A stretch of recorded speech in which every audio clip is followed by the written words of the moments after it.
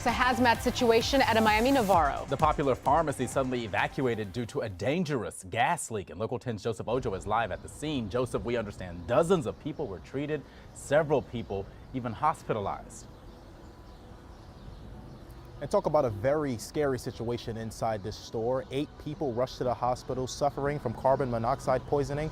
Firefighters saying that when they rushed to the scene, they found that several people were feeling nauseous, many people even throwing up, and also as well, people having headaches. Things appearing to be back to normal now after an early morning scare at Navarro discount pharmacies. Miami Fire Rescue says just before 10:30 Saturday morning, they showed up to this supermarket along the 1600 block of West Flagler Street after getting calls about people feeling sick inside.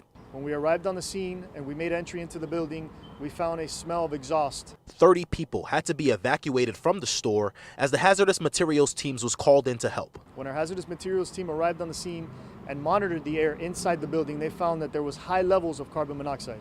The store had to be ventilated with electrical fans. Out of the 30 people rushed out, at least 8 were taken to nearby hospitals in serious condition to be treated for carbon monoxide poisoning. As for what led to the scary ordeal, we believe that they were using a propane-powered polisher to shine the floors before the business opened, and that does release CO into the air, carbon monoxide into the air, and that's what probably got these people sick.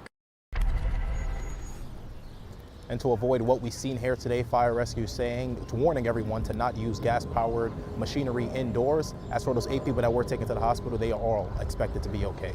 We're in Miami. I'm Joseph Ojo, Local 10 News.